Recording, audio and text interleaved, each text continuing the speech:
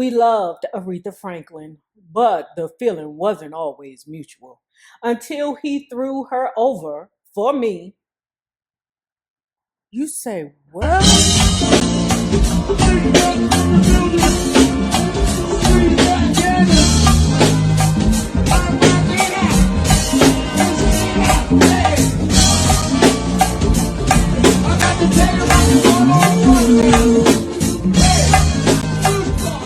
First, look, forgive me that I'm not dressed up in front of the camera. Forgive me. I'm tired.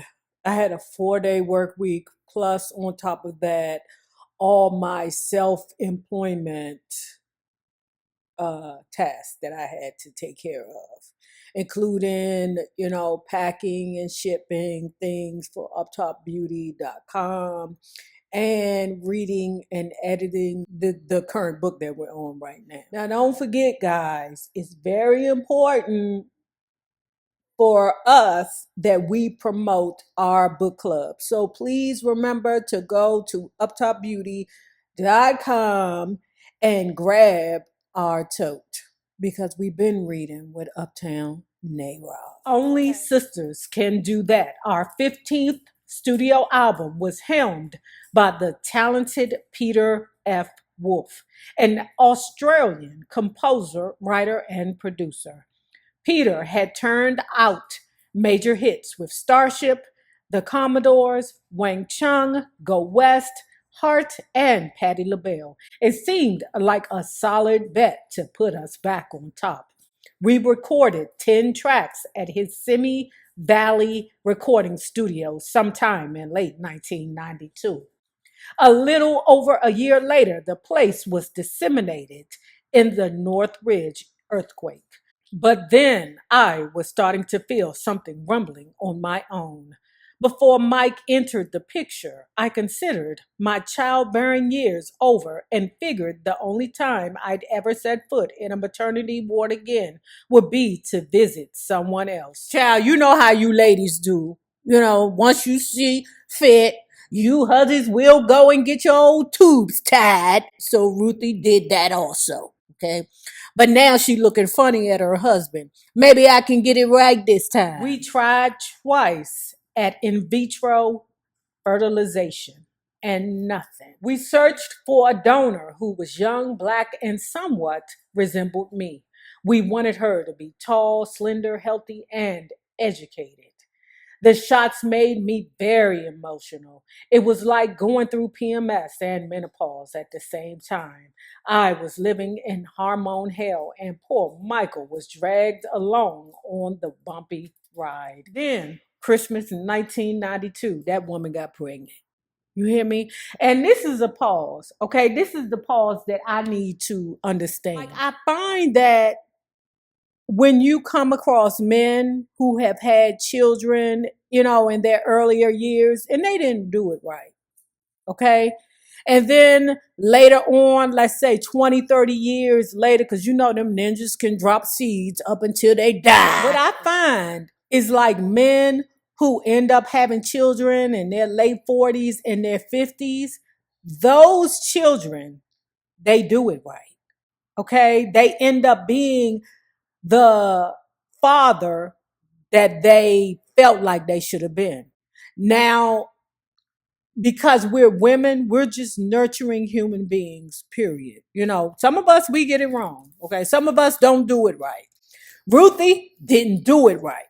She screwed over them first 3 children, okay? Hence the drug issues that they have, okay? The youngest one, Issa's still young, so Issa is still there with her. She's doing well. At least she's present with Issa. But me being Malika Fawn, I think my heart would be broken, to see my mother trying to do with my younger siblings what she should have done with me.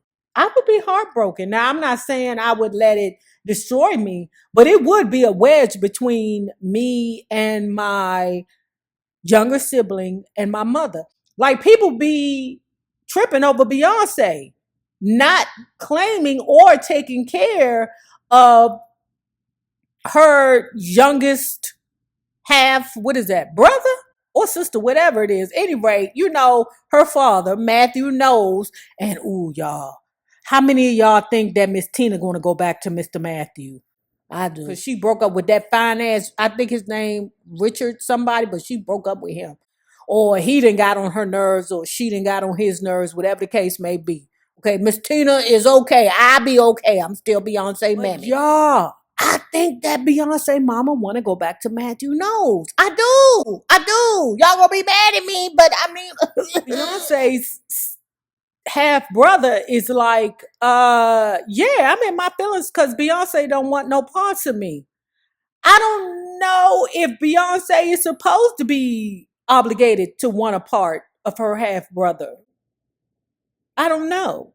What do y'all think? Do y'all think that Beyonce is supposed to reach out to her half brother? Or is it just the baby mama wants some of that Beyonce money, and maybe she thought when she was laying down with Matthew knows that she was laying down with the Beyonce? Is that what you thought, baby mammy? Is that what you thought, that sleeping with Matthew Knowles would be just as good as sleeping with Beyonce? Ooh, like the Wendy Williams and Kevin Hunter. And that girl Sharina, ooh, she is mad she can't get none of that Wendy Williams money no more. Okay, I went to the left. In Christmas 1992, she became pregnant.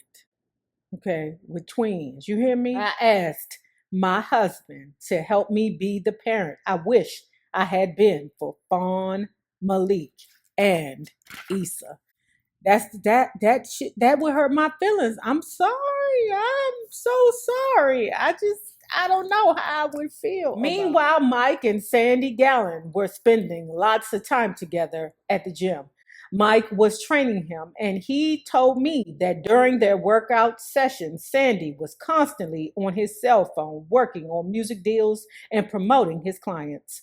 The curious thing was, Mike said that none of Sandy's phone conversations concerned the Pointer sisters.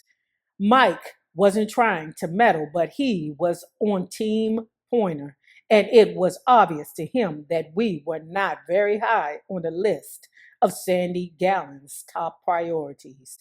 It turned out Mike was absolutely right, so we fired Sandy Gallen. When Charles Koppelman found out that Sandy was no longer in our corner, Only Sisters Can Do That was dead in the water. That album.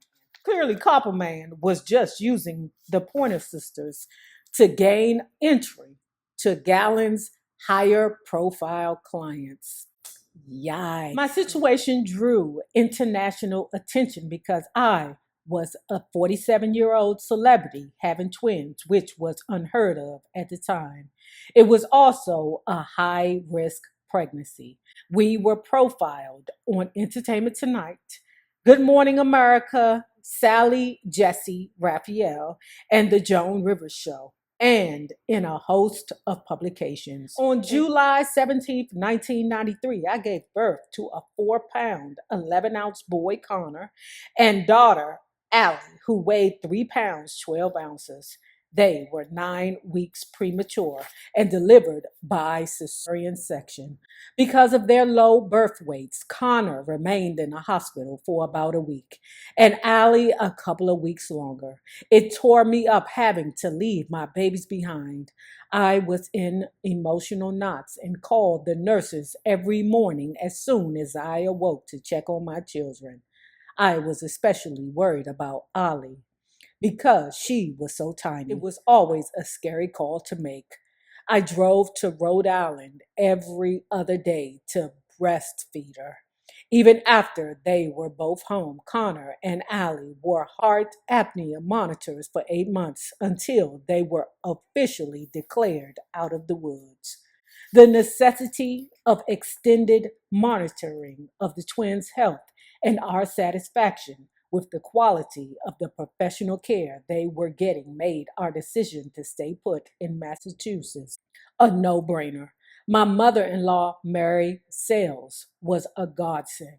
She invited us to temporarily move into her 3-bedroom home in Milford, where Mike and his sister Linda grew up, while we were building a house in Massachusetts. She also didn't blink an eye when we had Issa join us from California. Murray quit her job with the state of Massachusetts to help us out with the twins. We paid her a salary, but she went way above the call of duty, especially when I had to go out of town on business. When I was ready to get back into the harness, the Pointer sisters' first gig was singing the national anthem at a Los Angeles Raiders home game in fall or winter 1993. Right around that time, we recorded Aretha Franklin's Chain of Fools with Clint Black for a duets album called Rhythm, Country, and Blues. Chain of Fools was right up our alley, and in fact, had been in our repertoire for years. We loved Aretha Franklin, but the feeling wasn't always mutual. Chain of Fools was right up our alley and, in fact, had been in our repertoire for years. We loved Aretha Franklin, but the feeling wasn't always mutual until he threw her over for me. You say, what? Dennis, I can see your dick print. Edwards left Riri for you, Miss Ruthie? Oh, girl, wait a minute. Hold on, pause. First of all, if we know Riri to do anything, we know her to drink and smoke the cigarettes. Now, Betty LaVette said that when and Riri was with Teddy Pimpy Whitey, that they used to get down with the booger sugar. That's what Betty LaVette said. But we ain't never heard anything about Ree getting down with the crackers. And sometimes when you have someone that is in the throes of addiction, they don't want to be near nobody that don't get high too, because you're spoiling the fun. I want to get high.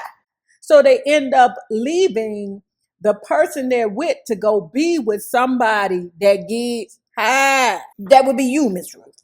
So don't make it seem like, oh, he left Riri for me. No, he left Riri for crackers. Okay, the crack.